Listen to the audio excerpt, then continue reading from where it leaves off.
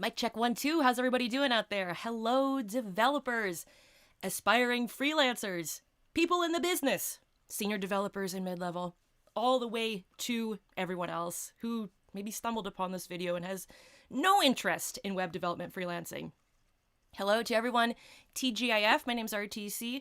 Today we are going to be talking about getting started with freelance web development. Now, today's live stream is going to be a little more structured. We are going to have some fun with it, but there is so much to learn about getting started with freelancing that I want to make sure I cover all my bases and you get the information and inspiration you need to get out there and be a successful freelancer. So I'm going to give you a little outline of what we'll be talking about today. It's nothing too crazy. This is for people who are just getting started again. There are so many, advanced and intermediate concepts we could touch upon. But this is for beginners, people who are thinking about it or maybe have tried it in the past, but they just weren't feeling it and want to try it again, or just had a bad experience, kind of like I did my first year. We're going to talk about that in this live stream too. But let me give you the outline. I don't know how long we'll go today, however long it takes to get through this stuff. So the first big section we're going to talk about is what is freelancing, just kind of establishing what the heck it is freelance web developers do. We're going to talk about the benefits. Some people out there don't encourage others to do freelancing or say, freelancing isn't worth it. I disagree, obviously. So we're going to talk about, let's see, 5 benefits. And those are just scratching the surface, but those are the big ones. 5 benefits of freelancing. We're going to talk about misconceptions about web development freelancing. There are 3 that I get quite a bit. So we're gonna talk those out and get through those. And then finally, big section number 4 in this live stream, we're going to talk about how do you get started? Like, as this video title implies, like, where do I start? How do I get started? I'm going to talk about that. That's going to come after we set up this framework, if you will, for getting out there and doing some successful freelancing. Where do you find clients? We're going to be talking about Fiverr. Oh yeah, we're going to be talking about these freelancer sites. Lots to share with those too. So let me do a roll call. And even before that, I have something to share with you. I have some really exciting news. Last week, I was showing you guys this thing, this crumpled and depressing looking paper. This is my new book coming out on November 16th. Yeah. Portfolio Surgery. My author copy is here. My author copy of Portfolio Surgery is here. This is for junior web developers who are having some, maybe not even having problems, but just wanting to improve their portfolio. This is the paperback copy. It's not going to be available on Amazon until November 16th.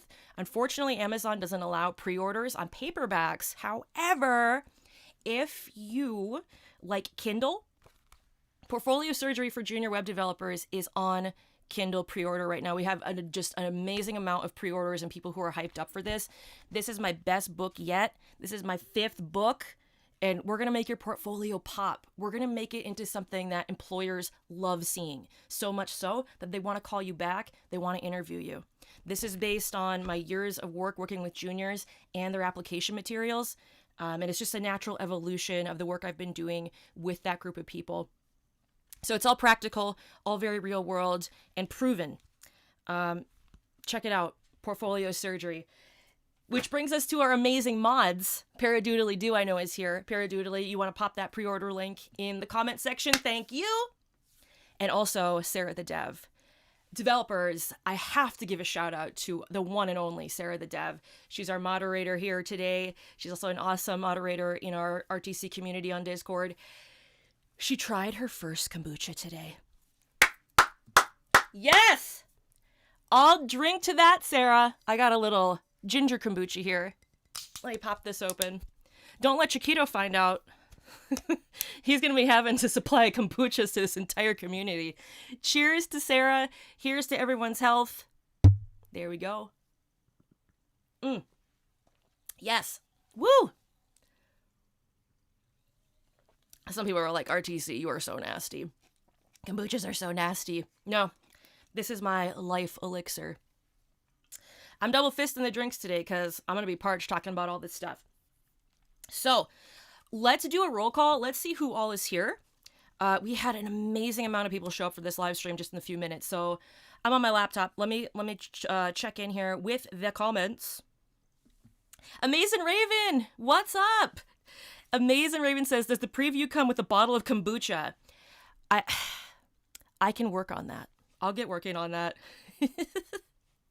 Let's see who all is here. Shahid, what's going on? Donovan says, looking forward to it. I'm on vacation. Nowhere special. Just decided to take some days off from work, Donovan.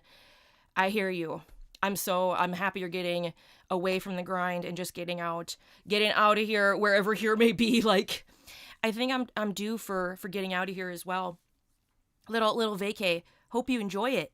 Paradoodly do, what's up? Michael Peer, Next Door Panda. Hey, Arc Tech, what's up? Miss Raven says, Miss Candy back at it again. Amazing Raven, you know it. Adrian says, greetings from Argentina. Hello, Adrian. Lorelei Palmer. Hello, Seth Border. Alex. We have Eric. We have Taylor. And many more people. Jen, what's up? Average Joe, DJB, and so many more people. Welcome. Whether you're a lurker or a proud card-carrying member of this channel, welcome. Okay. So, we got our pleasantries in the bag, right? We got it secured. Pleasantries secured. So, let's talk about what is web development freelancing. The easiest way I can explain freelancing or define it is where business and your tech skills come together. And from there, you're providing a product or something related to software, something related to web development. It could be a site, it could be an app, it could be a feature request, it could be a template, it could be an upgrade, it could be something that you never even expected. Let me tell you something about clients, because we're going to talk about clients too. There's so much to get to. Clients will come to you with some very odd requests, all right? They hear the word tech or web, and they think you automatically know how to fix their 1987 dot matrix printer. You're going to get, as soon as you start billing yourself as a web developer, people pay attention to that, and people, because this field is so abstract to an average person, the common person on earth, the common earthling, that a lot of people just assume that we do it all. And this can be good and bad, because on one hand, you're like, okay, I'm a web developer, I build sites, I build apps, and they're asking me to fix their dot matrix printer. But on the other hand, if you get creative and you have a network, or you feel like investigating how to fix a 1987 dot matrix printer, you have a client. But for most of us, when we call ourselves web developers, we're not the Jack or Jill of all trades. We're focusing on web apps and websites. And so we are independent operators. We don't work for anyone but ourselves. And as a freelancer, we have the flexibility of going anywhere.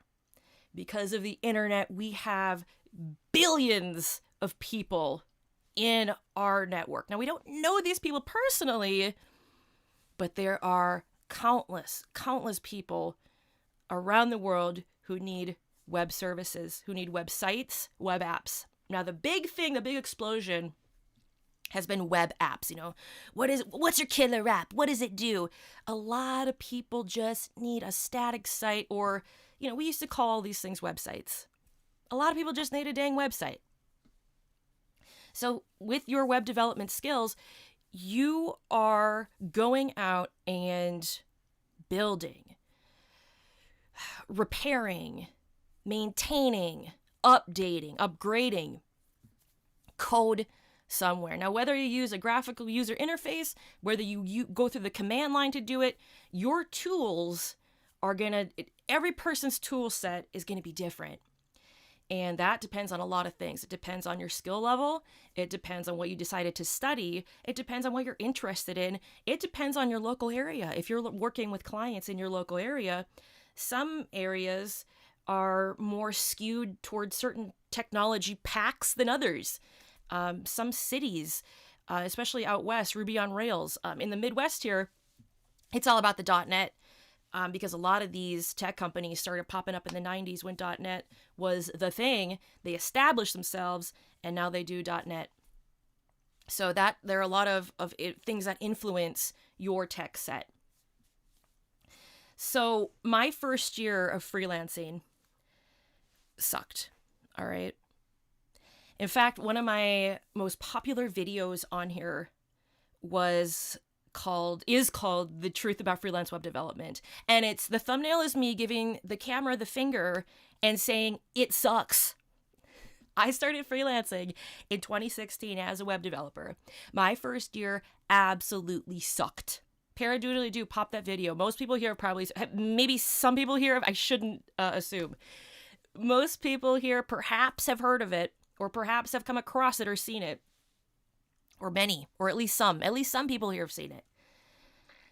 It was bad because when I was starting out, I had a very limited skill set. And we're going to talk about misconceptions because here's one of the misconceptions. I'll give you a spoiler alert. One of the misconceptions is you have to reach a certain point in your tech skill level before you can start freelancing. That is totally false. That is totally false. I'm going to tell you why once we get to the misconceptions part of this live stream.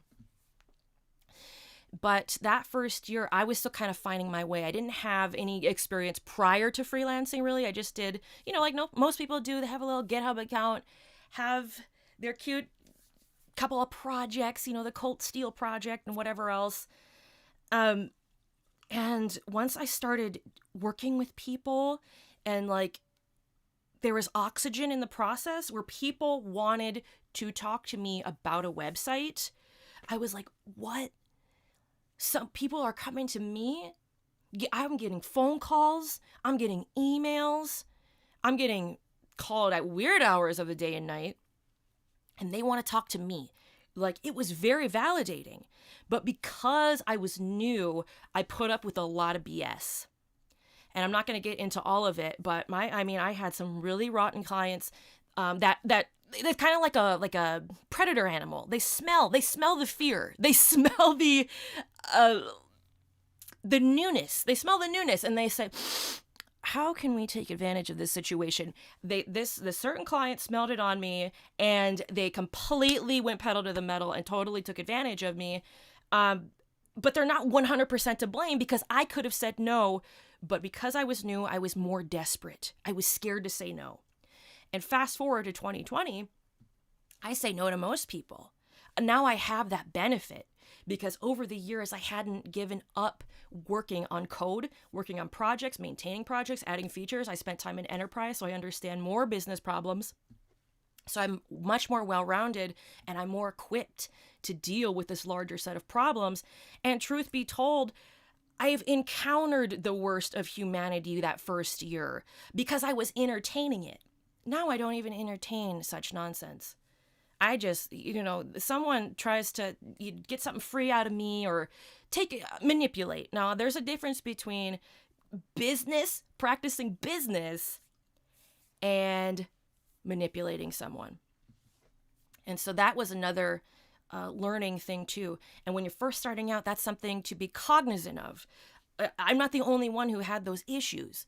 Those first couple months or that first year even, you're going to be wanting to prove yourself. And it feels so good when someone comes up to you, even strangers, saying, I want you to build my site. I want you to build my app. I want you to maintain this app. This could be really lucrative, RTC.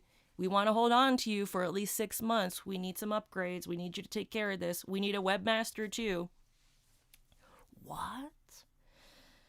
Be careful. That's all I'm saying. Because this is kind of it's almost like a rite of passage putting up with low quality clients, and they can really turn you off. I wanted to quit freelancing, honestly. And I quit a few times, but I didn't stay quit. That was the biggest difference. I walked away. I took a break because it was just too much. But then I came back. And if you stick with it, it'll even out. And the good times will start increasing and your bad times are going to start decreasing because you gain more experience with every interaction. So again, my first year, absolutely not fun at all.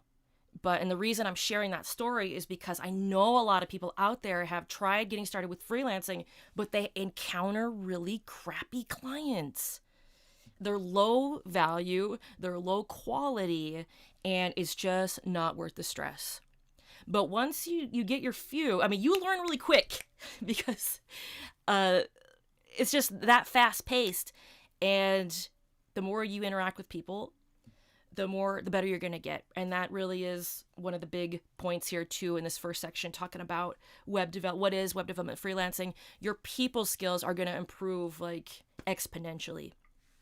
Some people, and I totally get this, they say, I don't want to freelance because it means I have to talk to people. It's just about the repetition. What do they say? Repetition is the mother of skill.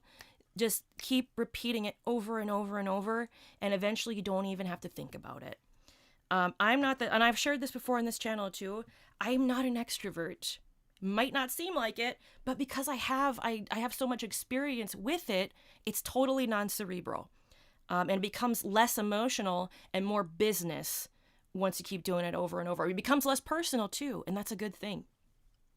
It's all about the business. And so that mindset is really important too when you're first starting out. Okay, people are like, okay, that's great, RTZ. Why should I be freelancing in the first place? Let me go over here to this picture. So these are kind of like not all of the components. These are some of the main components of freelance web development. Now, this is not unique to web development. I don't care if you're a freelance chef, a freelance nurse, a freelance pooper scooper, a freelance plumber. All of these things apply to every discipline when it comes to freelancing. So clients, gotta have clients. Advertising, how do people know you exist? Proposals and contracts, pricing structures, business plans, communication. Okay, stop. Cut. There's a lot going on here. The thing you need to ask yourself before you even get into these technical details, and most of us are like, okay, RTC, let's hear the tech. Let's hear the technical details. How do I start implementing? Stop. Ask yourself why you want to freelance. Because if it's just for one or two clients to make some quick cash, you don't need to watch this video. You don't need to take a course. You don't even need to read a book or a blog post. If you're just trying to make $500 with one client one time a year, you don't need to watch this. You don't need a business plan for that. Go out, knock door to door. Like you could find a client anywhere. You don't need a contract with one client who's going to pay you a few $100. Okay, it's 50% down. Send me it via PayPal. You don't need to advertise. You might not even have to communicate. These components are for people who have an interest in making it more than just a one-time thing. And you can start out one time, but you can also build it up really quickly. So the first thing before any of this, before we go any further, talking about benefits, talking about misconceptions, talking about where do I find these people, ask yourself why you're doing it. There's no wrong answer. And there's nothing wrong with just wanting a one-time deal where you're like, yeah, I'll build you a website for $500 or $200 or whatever. That's not wrong. That's not bad. Nothing wrong with that. But you need to ask yourself why you're doing it and what your role is in it. You know what I mean? Are you going to be the person who is there 40 hours a week? Are you doing freelancing? Are you going to be the person who just wants to work on a Saturday? And then this stuff will come more clearly as you keep working. But let me go back here to this main little image, and we'll talk about some benefits of freelancing, because some people are like, yeah, freelancing sucks. It's not worth it. So here's benefit number one. It gets you socialized. It builds your communication skills.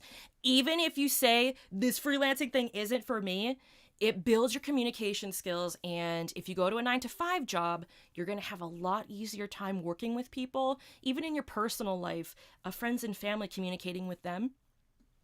When you are talking to potential clients, there are things you couldn't imagine. So like we have like these scripts in our mind of how things are going to go.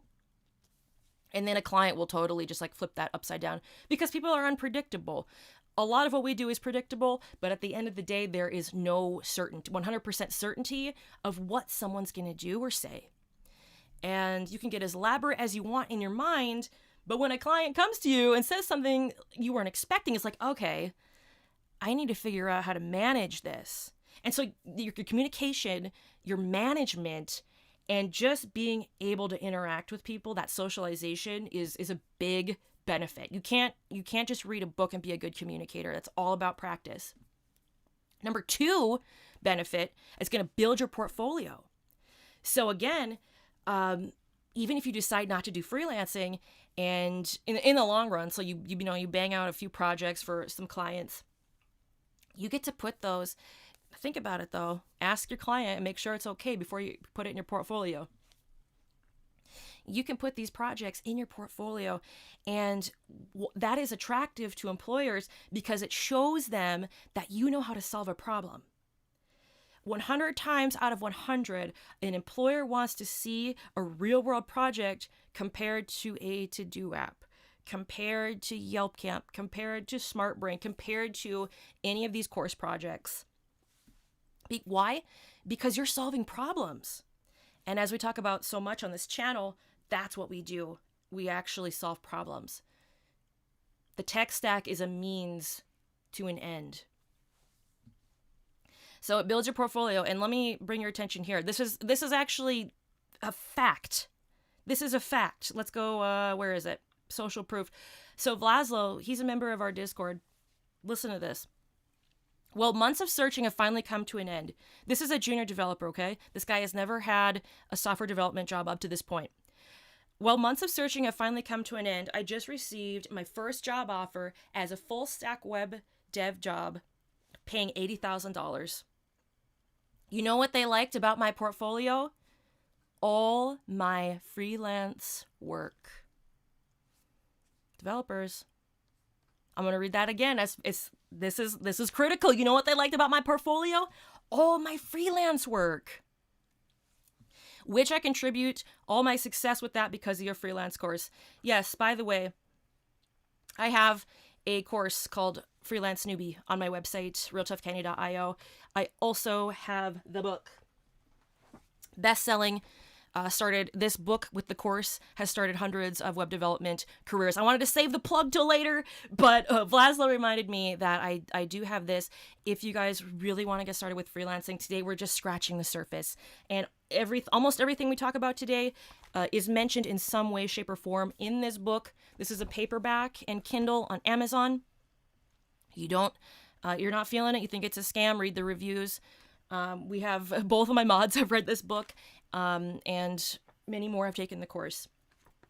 Paradoodly-doo, please pop those links for people interested in these things. And we talk about, this book and the course talks about clients advertising, getting a business plan going. It's easier than you think.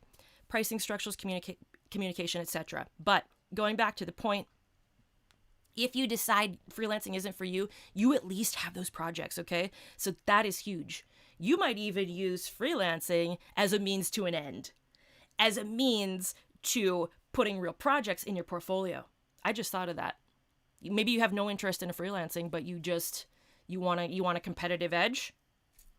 Put 1 or 2 freelancing projects in there.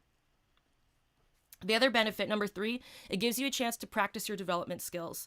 So whether you're just lightly working on some HTML, you're elbow deep in React, Vue, and Angular, or some other framework, whether you're back-end, full-stack, front-end, you get chances, as many chances as you want, to work on your dev skills.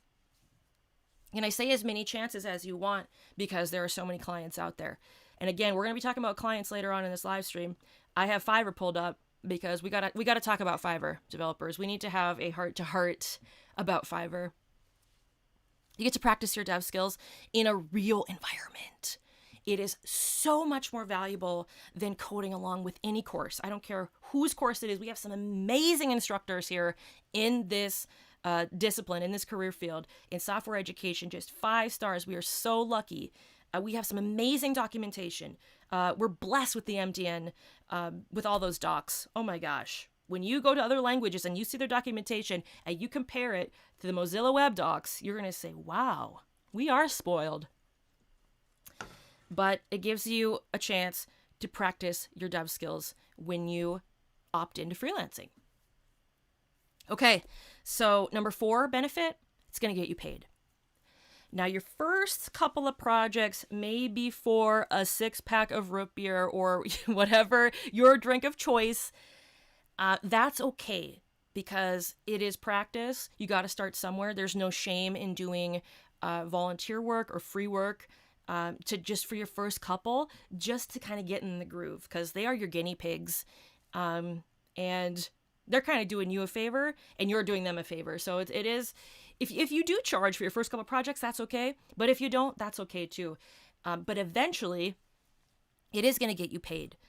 And with the way things are, and this is not just a recent development, but since, 2008, when we really saw the shift to like the sharing economy and like a lot of people not being able to buy their own homes, etc., we're trying to get money where we can. And freelancing is a really good way of doing that. It can be a career choice that you never leave, that you opt into. It's a career that you opt into and never leave because it is so lucrative, no matter where you live, what your stack is. Because again, going back to the first part of this live stream, freelancing is where business and tech skills meet. If you don't have at least functional business skills, you're not going to succeed as a freelancer. So again, those two components do have to meet and mingle, business and dev. And that's where the money starts coming in. And benefit number 5, this is not an exhaustive list, but benefit number 5, it's an opportunity to start your own business. Me personally, I will never go back to a 9-to-5 if possible. I can't predict the future, but if I have my way, if I have my druthers, I will never go back to a 9-to-5. I love working for myself. I love running my own business. I have people who help me with my business. That's such an amazing feeling where it's like, I just don't want to do this right now. It's like, oh, well, I have someone to do that for me and I'm paying them. It feels really good. And if you're the type who finds that lifestyle attractive, this is a great place to do it. Because as we're going to talk about in the next section coming up in about 2 minutes, there are misconceptions, again, that you have to be at a certain level to start. You don't. You can start today. I don't care who I'm talking about. I don't care who's in the live stream right now. You can start today. Today. You can have your first client in a couple of days. It happens all the time. And if you want to start your own business based on freelancing, you can totally do that. I love it. I will never go back to the 9-to-5. And not knocking people there are a lot of benefits to a 9-to-5 developers. I'm sorry. Running your own business is stressful. It's a big responsibility, and your paychecks aren't guaranteed. Not to say that your paychecks are guaranteed at a 9-to-5, but there is more stability. But just me personally, I like running my own business. I freaking love it. All right, let's go through this third section, this misconceptions about web development freelancing. And then we will get to your comments. I know we have a lot of people here today. So if you have a question, I might not be able to see it. If you definitely want me to see it, send me a super chat. Otherwise, no guarantees because I just get so many comments. Okay, this is where it's kind of getting interesting. I had to lead up to this. I know people are like, come on! Some people are just like tapping their toe, waiting for the big delivery. All right, I had to work up to this. Because if I just give you a 10-minute spiel about getting started with freelancing, you're not going to have success. All right, there are a lot of moving parts. There are a lot of complicated things. Business is messy. And you have to have the right mindset. Again, if you're just looking for 1 or 2 clients over the course of your life, you don't need this. You don't need any books. You don't need courses. You don't need any guidance. You can just go out and, luck will throw you a client eventually. You can just rely on luck. Let's talk about some misconceptions in web development freelancing. Number one, you have to have a good understanding of web development to start. Totally false. 100% completely false. You actually do not need to have many tech skills at all. If you just know a little bit of HTML and CSS, you can get started. If you know how to click buttons, you can get started. And if you have patience, you can get started. Because there are so many entry points. In 2016, I did not know much about coding, programming, business logic. Like, I was like at level 0. And I started because I was working with this little thing. Can anyone guess what it is? I started with this little thing called WordPress. Wow! Boo! Whoa. I started with this crazy little thing called WordPress. And you know what? I was so tech illiterate when I started freelancing, I didn't even know how to set up my own server on my desktop. I had to use WordPress.com. The difference between, so there's WordPress.com where it's just like click, okay, deploy my site. I didn't have shared hosting or any of that. It was all through WordPress.com. They took care of everything. I deployed my first couple of freelance websites through that site with very minimal tech skills, a bit of HTML, a bit of CSS. And I got paid. I had a nonprofit client that paid me to build them a website. I was billing myself as a web development freelancer. I did not have a lot of tech skills. You don't need to have a lot of tech skills to get started. Developers, there are so many people out there who need a website right now. We're gonna get to that, but I have to tell you before we even get to it that there are literally millions of opportunities. Okay, literally. When I say literally, I mean in the literal sense. There are indeed factually 1 million plus people, businesses, organizations, groups, social clubs, sporting places, etc., sporting venues that need your services. And for many of them, you don't need to have a huge collection of tech skills. Now, eventually, I learned more.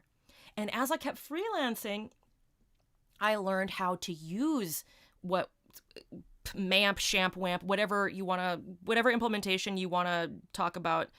Basically, I have MAMP here on my desktop right now, but I learned how to use a server so I could actually manipulate my WordPress sites on my local machine. I learned to set up a server.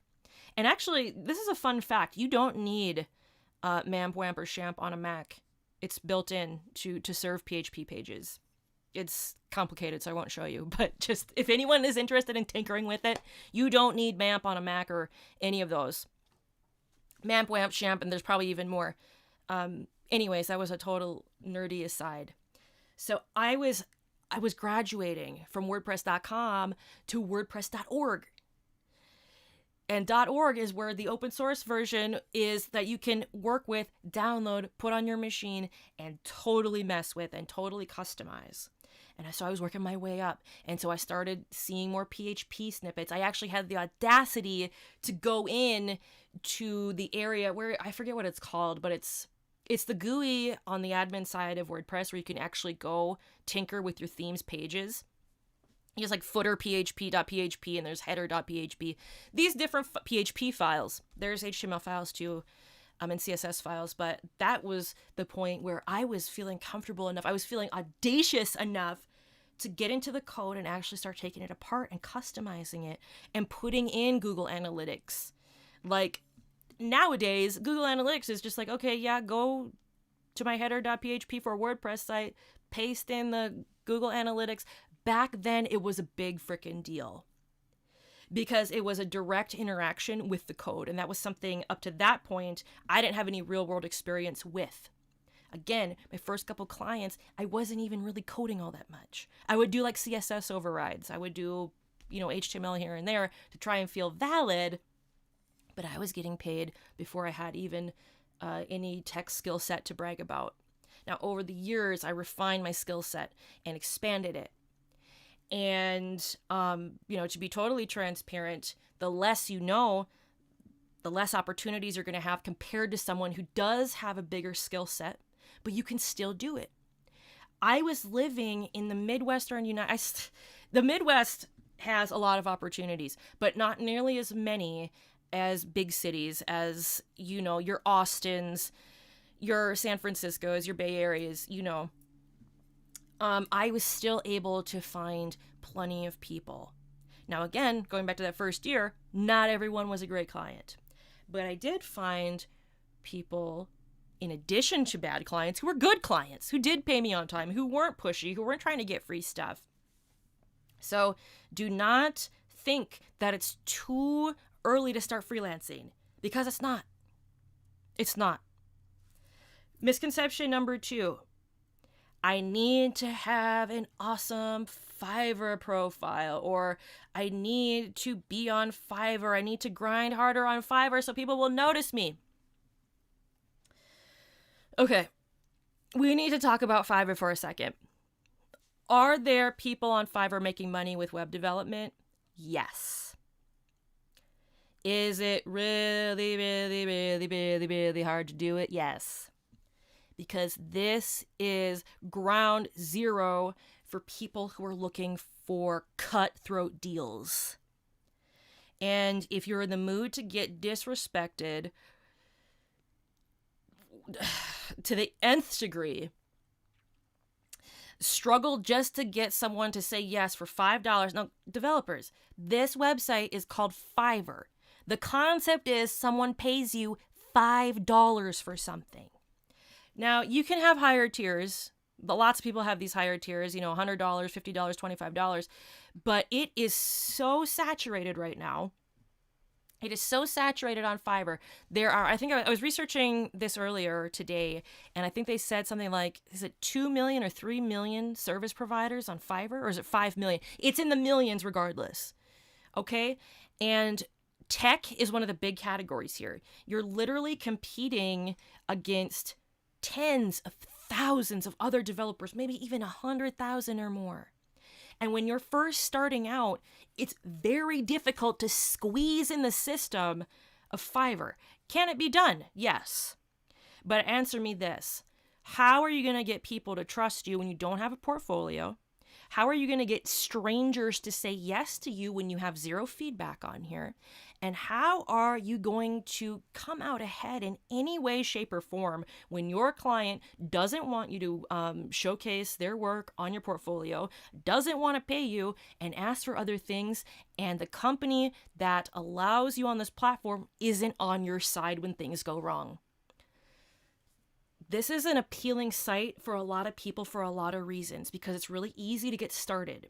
But I'm warning you, if you end up going on Fiverr, you're probably not going to find success. That is the statistical truth and also personal experience, because I was on here too. I've had consultations with people on Fiverr, and it's really hard. You don't have to have an awesome profile on Fiverr. You don't have to be on Fiverr. You don't have to be on Fiverr to get clients. Why? We'll talk about this right now, but I'm going to talk about it more in the next section of this live stream. Because your clients are not strangers halfway around the world you've never met. Your clients are right in front of you. They're right in front of your face. We're going to talk about this more in the next section, because this is one of the most important parts of this entire live stream. This is one of the most critical things to understand when you're getting started with freelance web development. If you don't have clients, you don't have income, and getting clients is one of the toughest things for people. The toughest thing, number 2, is how to price your stuff. We're going to talk about that too. But, you're absolutely free to do whatever you want. Especially as a freelancer, try it. I'm just saying the statistical probability of you succeeding on Fiverr is very slim. And you always want to be going for the low-hanging fruit. This is not a low-hanging fruit platform for people who are providing web development services.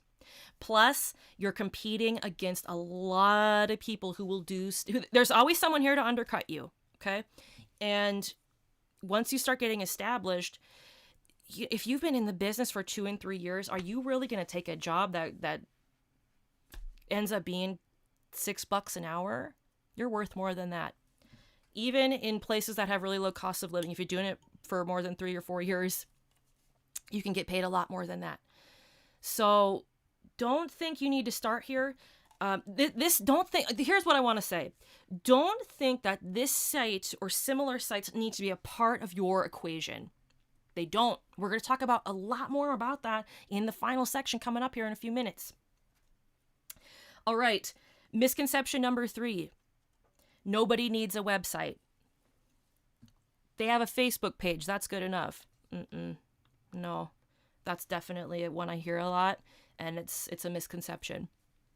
Websites are not one and done things. Web apps especially are not one and done things. Things break.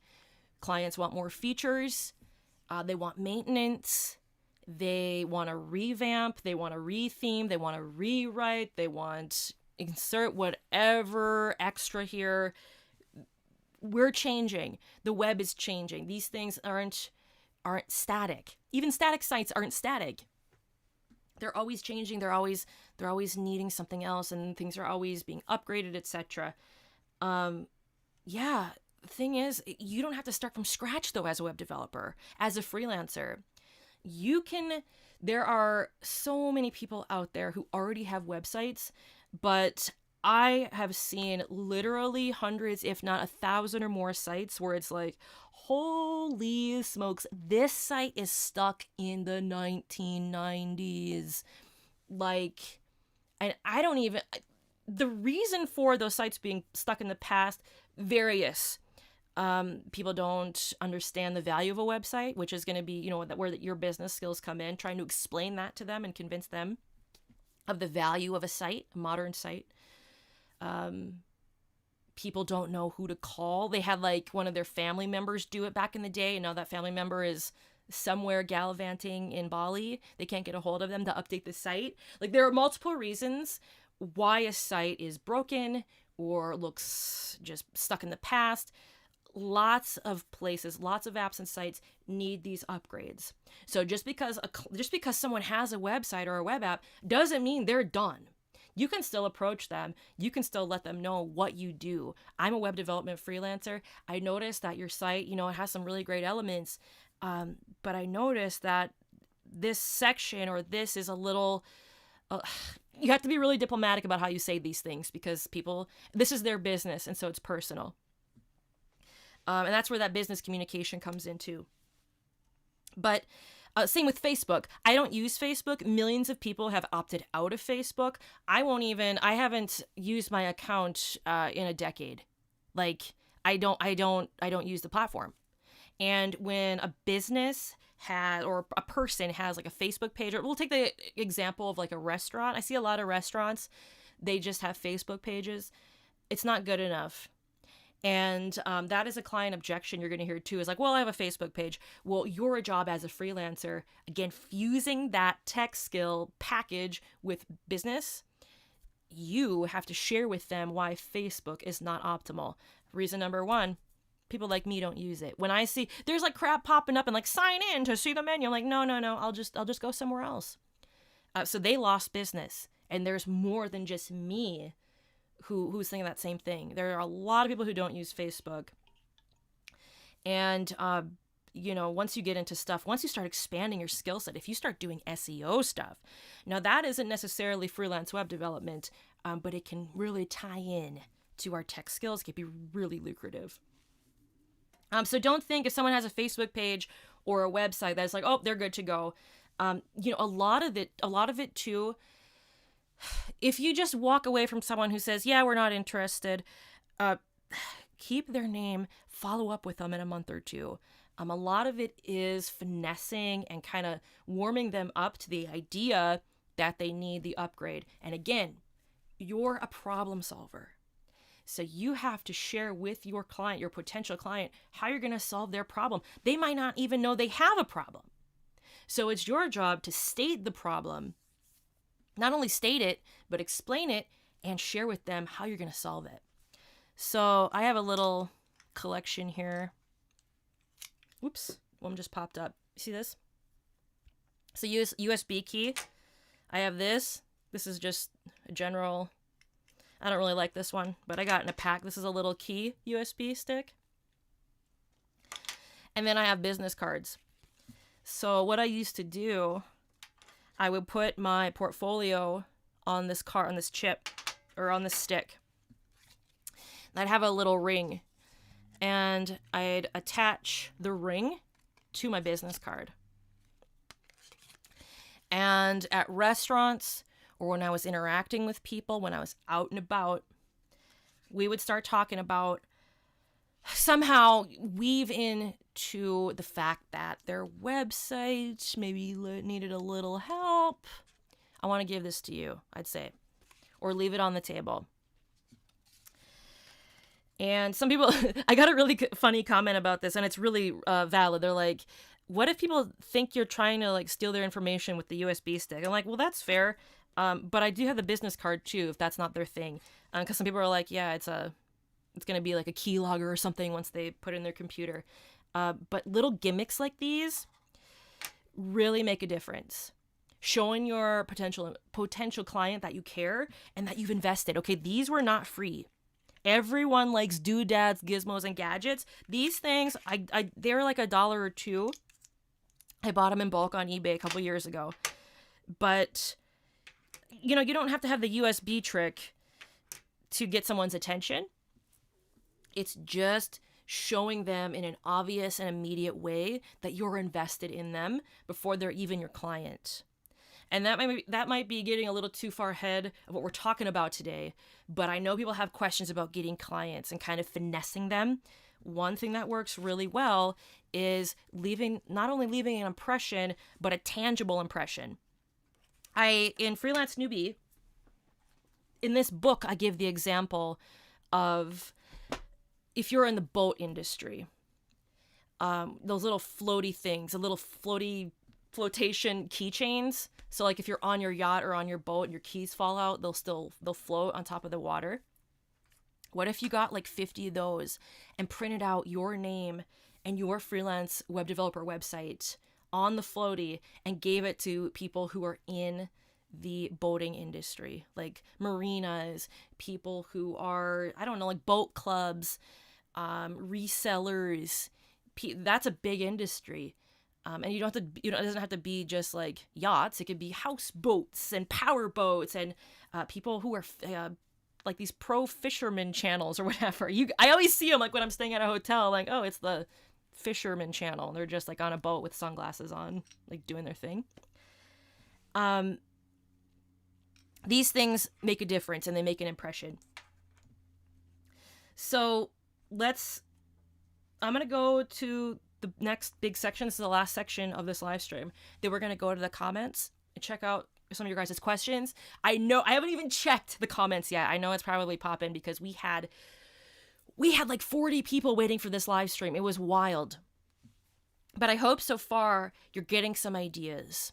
And really all I'm trying to have with you today is a conversation about getting started and giving you some food for thought so that you can have a clearer plan if you're trying to become a freelance web developer. And it's easier than you think. Now, earlier on, I was showing you guys these things, pricing and business plans and advertising. It's step by step. And these are, at the end of the day, these are just words. Once you start doing them, it's easier than it looks. Like contracts, it looks intimidating to some people. But once you start doing them, again, it's kind of a no-brainer. And you just don't even think about it. That's kind of the same thing as a no-brainer, but So let's talk about the final chunk of this. Where do you start? Where do you find clients? Now, I just got done telling you about Fiverr and how you don't have to start here. I mean, you certainly could. You certainly could. But I'm going to give you the most important, actionable truth of this entire live stream about where you find clients. They're right in front of you. They're your mom and dad. They're your brother and sister. They're your cousin who just started a business. They're your Aunt Lucinda who can't get a date. She needs a personal site just to show the world what she's got. They're your neighbors. They're your friends. They're people in your social clubs, your sports groups, in your spiritual or religious gatherings, on your Discords, down the street, at the corner store. Corner stores need websites too. Corner stores need help with their web stuff. They're your mom and pop stores up and down Main Street that have been long forgotten by the mainstream. Mom and pop stores really need your help right now. Okay? They're not halfway around the world. They're right in front of you. And this is a quote that's always stuck with me. That I found this quote. Shout out to Michael Kornblum, who shared this video with me. It was Brene Brown. She was doing a TED Talk. And she commented on how it's so fascinating how people are so obsessed with impressing strangers at grocery stores. We don't even see the people in our bleachers. We don't see the people on our side already. We're so focused on winning the attention of strangers, of people we've never met, of people who have no connection to us, and frankly, about people who don't care about us. We're so concerned with that we don't see the multitudes of people on our side, in our bleachers, wanting to help us. Imagine if tonight you emailed or called even. People still make phone calls. I don't know. Like, I guess they do. If you called 10 people close to you tonight and said, hey mom, hey dad, hey sis, hey cuz, hey BFF, hey GF, hey husband, hey wife, hey life partner, I just started freelancing and I'm going to be doing web development. Do you need any web development services? Do you need a website? And most of them are probably going to say no. But now imagine if those 10 people told one person that you don't know in their network and kept checking in with them. Oh yeah, hey, I just wanted to let you know, the freelancing thing. I'm still doing the freelancing thing. Just wanted to check in and catch up. How you deliver the message is going to be different depending on who you're talking to, of course, your tone and the way you express yourself. But if you you can't just say it one time and forget it and be like, well, no one loves me. I'm not getting any business. No one wants my services. That's not true. People do want to help, but we have so much going on that we need those reminders. To the point where you feel like you're a broken record. But the thing is, it's a many to one relationship. You're one person and you're telling everyone. So they're hearing it once, you're saying it 50 times. So you have to almost feel like you are a broken record because that's the only way it's going to stick with a lot of people.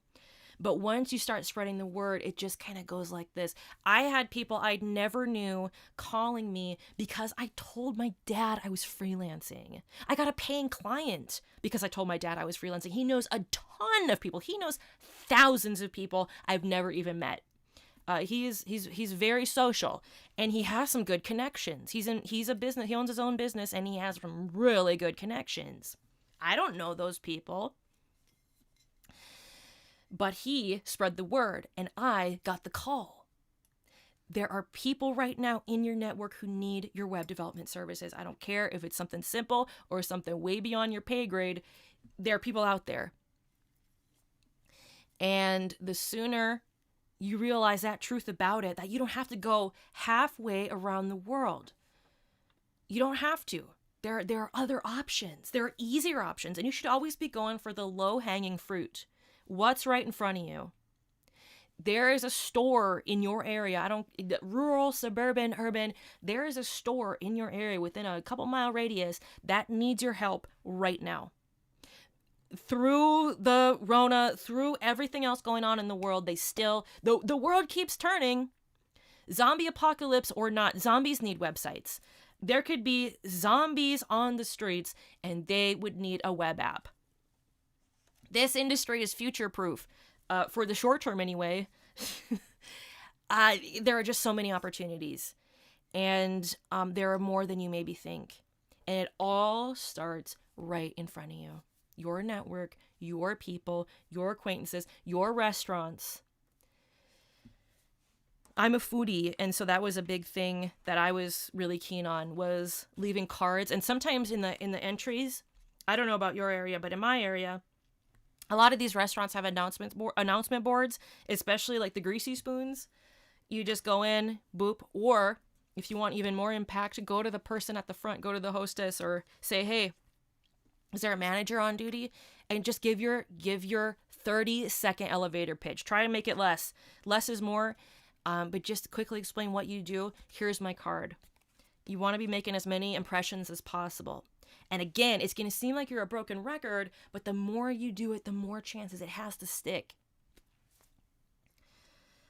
So that is the biggest, most important thing I can tell you in this entire live stream, is that your clients are right in front of you. I'm going to take a swig of this.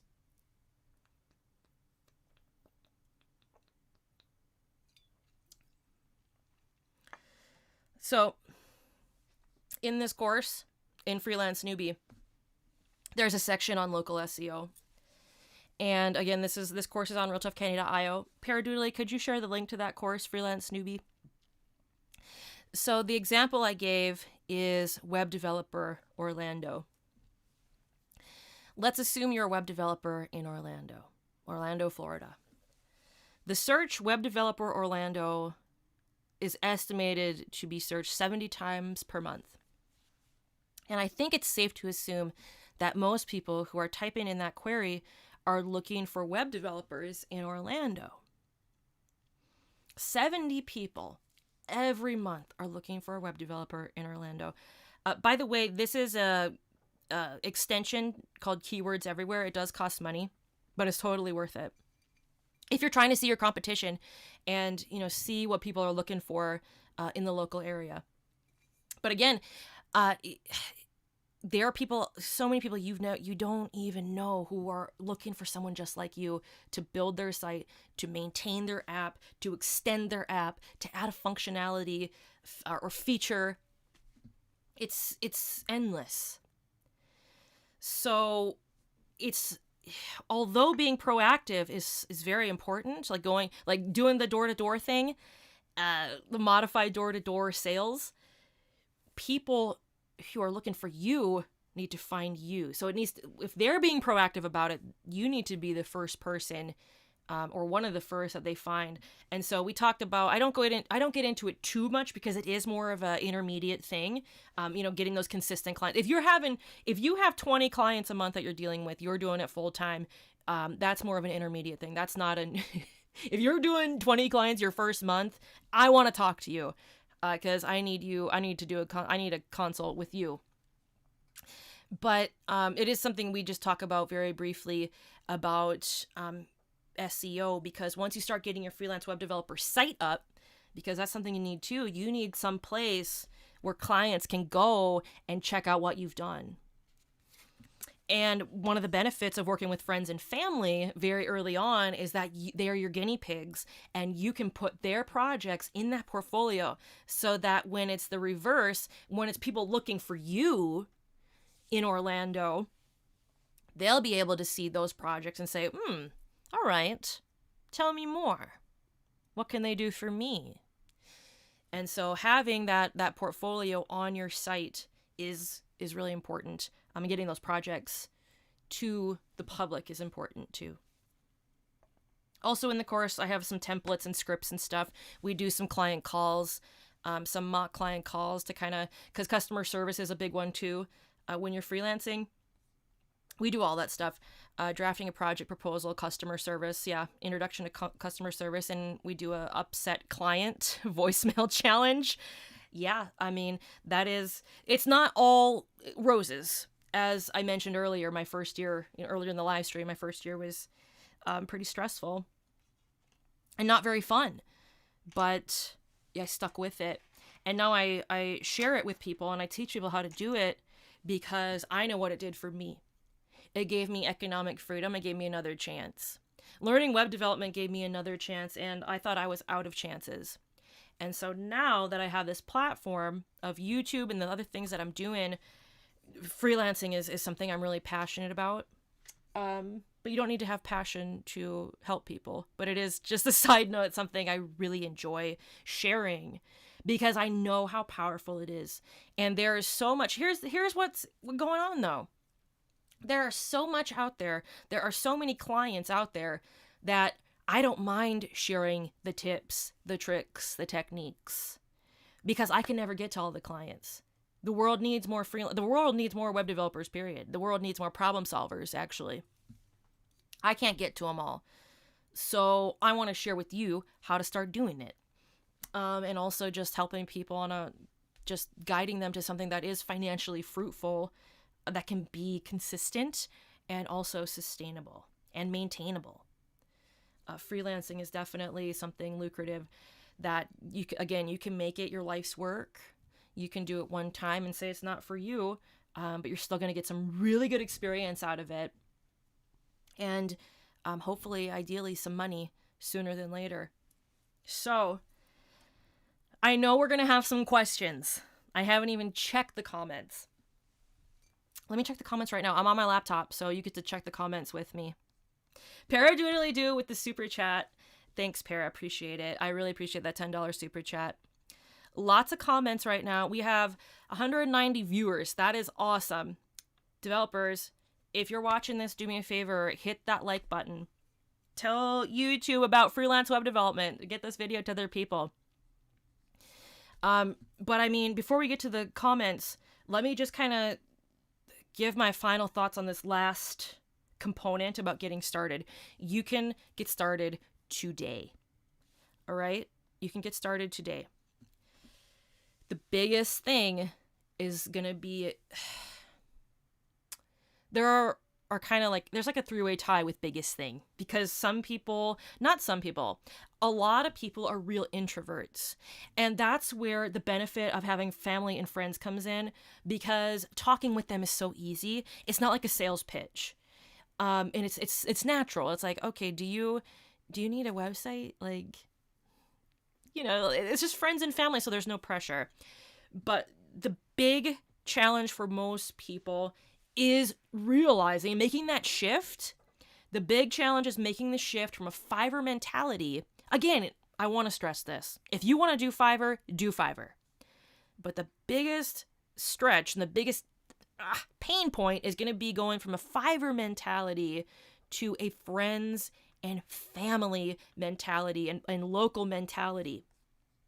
But once you make that transition, opportunities are going to be popping up. And if you're good, this is the funniest part to me, is that you don't even have to be that good at it to get started. Developers, I didn't even know how to freaking code when I started freelancing. Because what? Because why?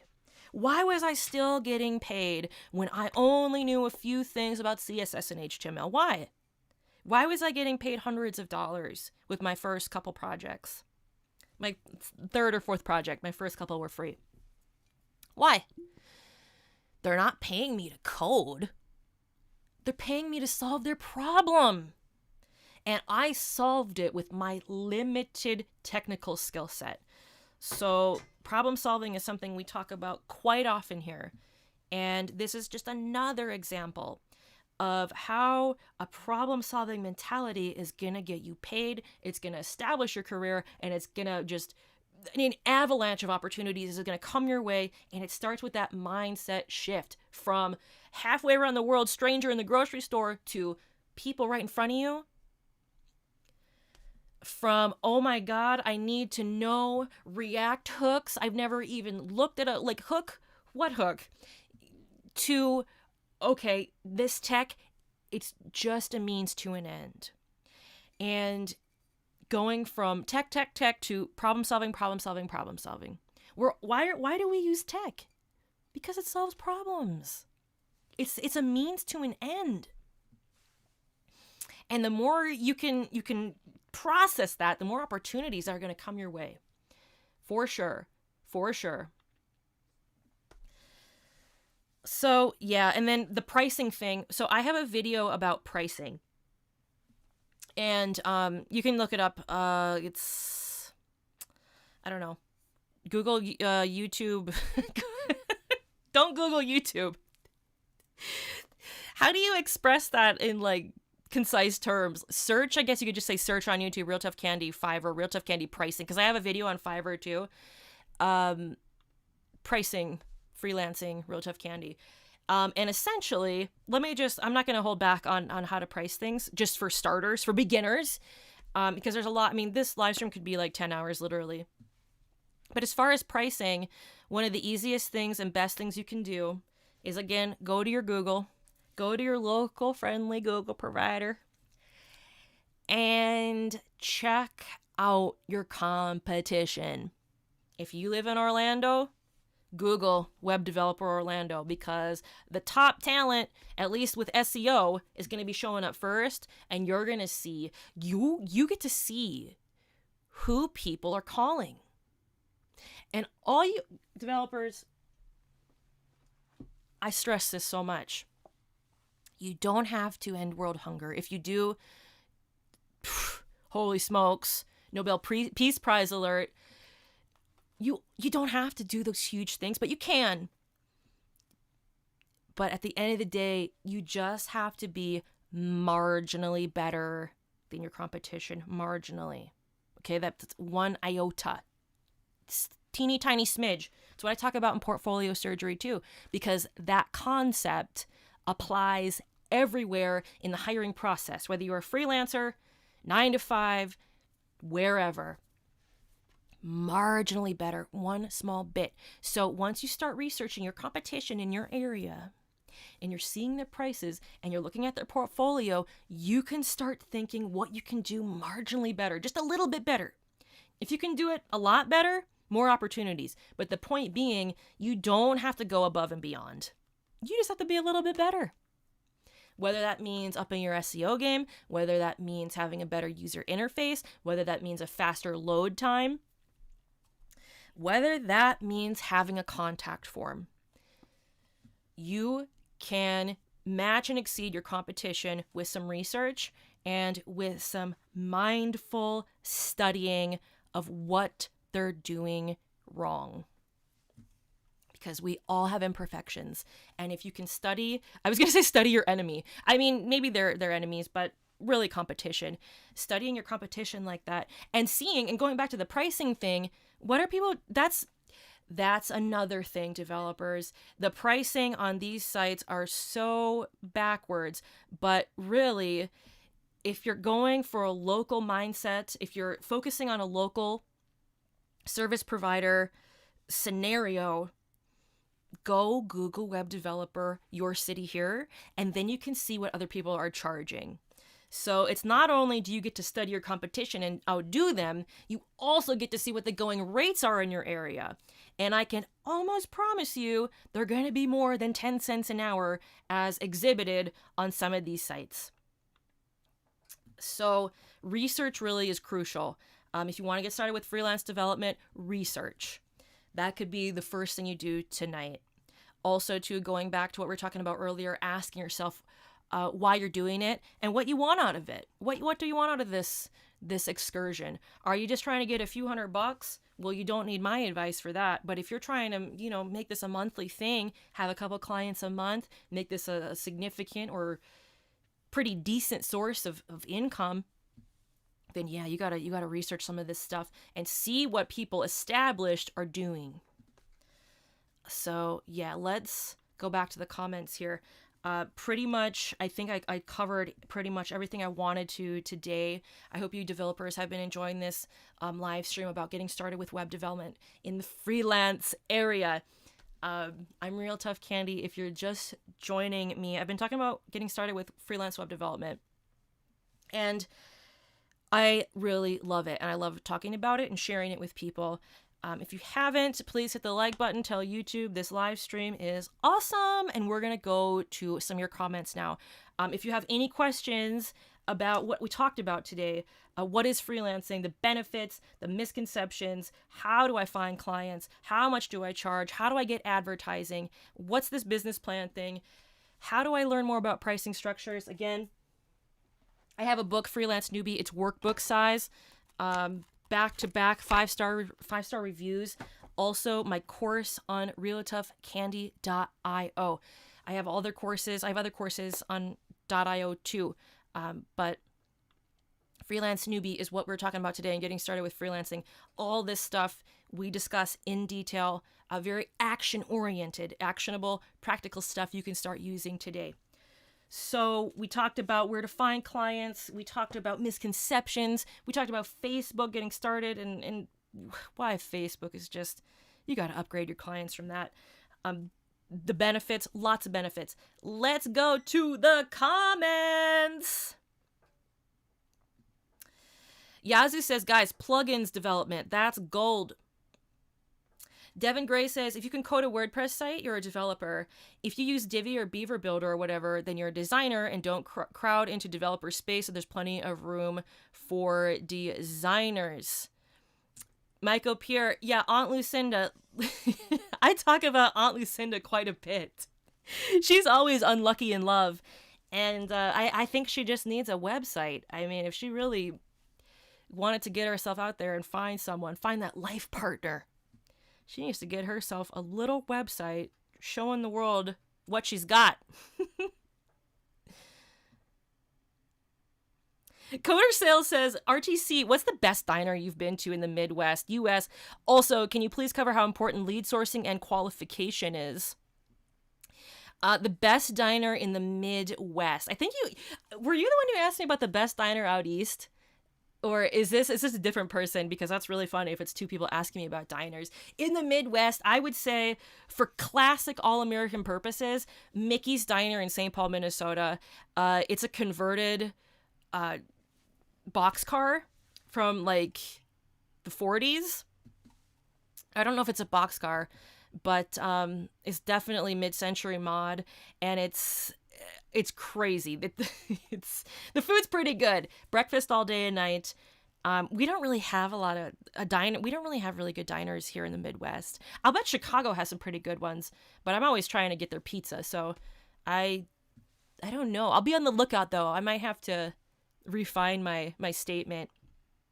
But Mickey's in St. Paul, Minnesota is pretty decent. But yeah, if you can expand on how important lead sourcing and qualification is, maybe I can get back to it here. Let's see. Liban says, what are your thoughts on using a WordPress template to make a website for a small business? Do it. Why not? Why not? With WordPress, so we talk about this pretty much every week here on this channel about how people like to dump on WordPress and how it's like, oh, it's for plebs or plebes, plebs and plebes. But there are so many layers to it, and there are so many ways to enter. You can know nothing about code, or you can be a senior developer, or fall somewhere between those two polarities and still have success with it and still make some money off it and still not feel like a total tool. Also, we have headless WordPress, which really expanded options there too for those of us who are really into the technical side of things and experimenting and getting all Frankenstein on our code. Mashing back ends up to front ends and seeing what happens. But there are so many ways to get started with it that people who poo-poo it really kind of get on my nerves because it's clear to me that they don't work with it currently. And PHP kind of falls into that too. We talked about that in a live stream a couple weeks ago. But using any type of template, the thing you have to be careful with though is that clients aren't dumb. So if you're using the same template or a really popular template with your client, there's a chance they're going to find it somewhere else. Nothing's stopping them from doing their own research. And maybe, if you're picking the first template that you find on WordPress.org or wherever you're finding it, and that client sees it, they're going to be like, wow, this thing's free. And I just paid this person $500 to give me a landing page with this template. That's where some problems could arise. And by problems, I mean them not being satisfied with the level of work that you've provided. So I think templates are perfectly fine. We use them every day. They make our work flow so much easier. But you have to be careful which one you use. And just always be mindful that clients aren't dumb. And they do their homework, and they are online, and they have access to the same materials that you do, pretty much. So, yeah, customizing it or just doing something to, even a reorganization of just, block A takes the place of block B, switching out different blocks or adding a header or something, a different header or different color or something, just so they don't feel like they were taken advantage of or ripped off. Good question.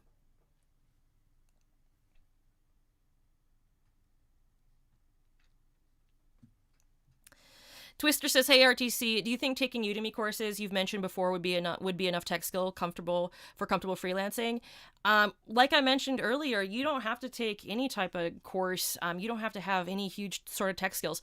A lot of what you're going to be learning is going to be on the job. If you start out early, just knowing HTML, a little bit of CSS, and you don't have to do WordPress. That's something we didn't even talk about hardly in this live stream.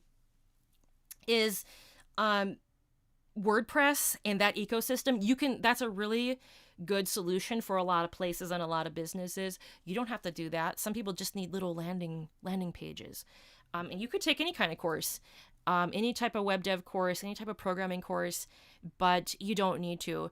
The most important thing is to get the hands-on experience, because that's really what matters. And with Udemy courses, they're great. They're like, 40, 50 hours of material. Woo! That's just, number one, scratching the surface. And number two, it's not job oriented. So there's a good chance you learn all that stuff, but you never even use it when you're a freelance web developer, because it all depends on your area and what the tech is and what your client wants. There may be a chance they want something super simple that you didn't need to take a course for, or it could be so advanced that it's not even in a course. Like a lot of the stuff that I did after my first year, there is no way I could take a Udemy course and feel comfortable executing those tasks. I had to consult people in my network, my mentors, people who had been doing it for far longer than I have, because like it was just so far beyond what a course could offer. And that can be discouraging too. I remember like first realizing Udemy courses were just like, as far as like learning web development skills, we're just scratching the surface. I'm like, are you serious? I just spent like a year learning this stuff, but those are the basics. And for sure, taking courses are going to help you expand your skills, but you have to apply it. Just watching videos and just going through the motions isn't going to build any sort of problem-solving skill set. So you have to take it outside the course. You know what I mean? Like take it offline, build projects, ABC, always be coding. And the more you work in the real world, the more your brain's gonna start putting two and two together and realizing what's important and what's not. Because honestly, a lot of this stuff is really cool, but you just might never use it. Like GraphQL, I don't know of a lot of places using it right now, but it is a cool technology. We like to talk about it a lot, but as far as like actual implementation, I'm just not seeing it. So once you start freelancing too with your first couple of clients, you're going to see what you need to prioritize with your learning, and what course you may need to take on Udemy to just kind of get you familiar with whatever concept. Good question. Let's go back here.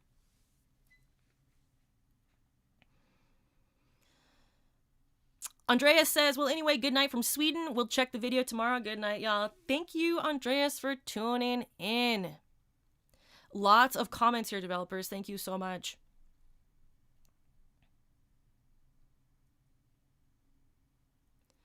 Let's see. Architect says, if you need any resources, be sure to check out PHP channel on RTC Discord.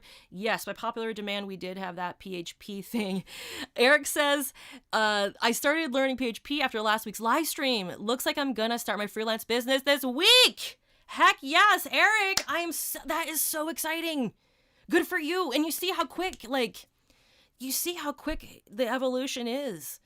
You go from like, okay, well, where do I start, to be like, oh, guys, guess what? I just started freelancing and I have my first client. Like that's why I say you can literally start tonight. And the only thing holding you back is your own mindset. You really, if you want it, there's room for everyone watching this live stream. Like I said, the reason I don't mind talking about freelancing and sharing it with people and getting started and making money with it is because I can't get to all these clients, nor do I want to. There is so much work out there. And as you will find, once you start researching, whether you live in Orlando or Sweden or India or Bangladesh, Australia, Argentina, wherever you live, and you start researching and you're finding out these people who are making this money, and you're like, what? Wait a minute, I can do this. Wait a minute, why am I not doing this? And if you're competitive like me, that is even more motivation to go out there and start getting clients and start making money. We are having a lot of comments about Divi themes and WordPress stuff in the comments in the live chat. So if you're watching this after the live stream, if you're watching the replay, be sure to check the comments, because lots of people have experience with this stuff. And again, we hardly talked about WordPress, but if you look at most marketing agencies, at least here in the States, they're running WordPress. They're not running Gatsby. They're not doing Joomla or Drupal or OpenCart or even Shopify for that matter. They're doing WordPress stuff. Why? Because it solves a lot of problems that the common, typical small business owner, people who are independent contractors, not everyone is going to use GoDaddy's drag and drop thing to build their site. And even if they do, that's an opportunity for you to make it better. Going back to the third part of this live stream, the misconceptions, is that if someone has a website, well, they don't need me. Developers, we know how poorly and how inefficient drag and drop builders are as far as performance when we're talking about Wix or GoDaddy. Sometimes at night I'll watch, does anyone else watch MeTV here in the States? It's like the old school network. They play stuff from the 70s and 80s. Late at night I'll tune in and I see these freaking GoDaddy ads. I see them on the regular, and they look great. They're really they're sexy and smart and hip, and the ads look great. And there's no doubt thousands of people are using that service. But there are a lot of them who never get done with it. There are a lot of them who never deployed their site using GoDaddy, using Wix. There are a lot of people out there who need help with it. And not just the typical, the stereotype of oh, okay, boomer, can't even turn on a computer. There are people in their 20s and 30s too who are starting a business. They're going their own way with starting a trade, like plumbing or HVAC or, whatever. Lawn mowing. A lot of those people don't have technical skills. They don't need to know how to drag and drop. They don't want to know it. They specialize in something completely different. And so they're willing to pay for it. As a business owner myself, if I don't want to do something, I have the luxury of paying someone else to do it, and I don't mind. I'm not well, I don't know. I guess maybe I'll just go mow these 5 acres by myself. I don't have time to mow 5 acres. I don't have time for it. I'm going to pay someone else to do it. And could I get on a John Deere mower and go do 5 acres? Yes, I don't want to. And people have that same mentality when it comes to building websites and web apps. They want to pay you. They'll happily pay you. They will happily pay you. Some people don't even want to shop around.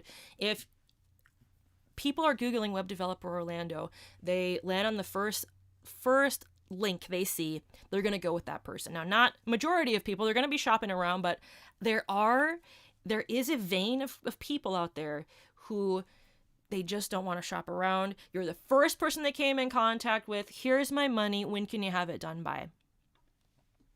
I just can't emphasize enough the opportunities, and they're right in front of you. Let's go back to these comments. Thanks for tuning in. If you're just tuning in, again, my name's RTC, aka RealToughCandy. I have a course and a book called Freelance Newbie. Check it out on Amazon and RealToughCandy.io. It's helped hundreds of people launch their freelance careers. We even have someone starting up their freelance career this week. Right in the comments. It's just so exciting. Keep us updated with how that goes and how you're doing with it, because that's really good to know and good to hear. Wow, guys, a lot of comments here. Average Joe says, geez, so much hate for WordPress. It's perfect for small businesses that don't know how to get started and default to Facebook. That might be the best comment of the stream. Now, I haven't looked at all the comments, but I agree with that comment 100%. And, if people want to hate, instead of getting paid, they're hating. That's their decision. It's sad. It's inaccurate. WordPress is lame. I mean, that's kind of like a subjective assessment, I suppose. But they're hating. I'm getting paid. You're getting paid. So it's just it's silly. Like, you're gonna we're gonna praise and worship MongoDB here and say, yes, MongoDB, oh, it's great. And people are gonna praise and worship MongoDB and take a dump on WordPress. Something about that isn't right. I agree, Average Joe. It's just not right. But again, people are hating, but they're not getting paid. So, and as you said about the small business, like it's such a perfect fit in so many circumstances. Like, you can even do e-commerce with WordPress, WooCommerce. Shopify is a good opportunity too. Something we really don't talk about much on the live streams, but it is an avenue as well. Shopify is really fun. I really like working with it. I had one Shopify site about 2 years ago I was working on, and I loved it. I really did. I wish I could do more work with it, but it doesn't come down to me as far as what to use. It's the client's final decision, and they get to choose. They see, I give them pros and cons of each platform. I give them resources to look at, and they choose in the end. But yeah, WordPress, I mean, it has e-commerce built into it, called WooCommerce. So, developers, it's 5:30. Thanks for tuning in. Again, I want to stress, getting started with freelance web development, you can start today. If you have questions, a lot of them are answered in my book and in my course, Freelance Newbie. And if you still have questions, leave them in this video. And there are going to be people who are already in the industry going to be able to help you. I do read the comments, unfortunately, because I get so many, I'm not able to get to them. But if we have some real banger questions, I will personally respond to them. Thank you so much for tuning in. Shout out to Donovan. Shout out to my people on Patreon who make these live streams possible. Patreon.com/RealToughCandy. We also have YouTube channel members. There's a little join button beneath this video.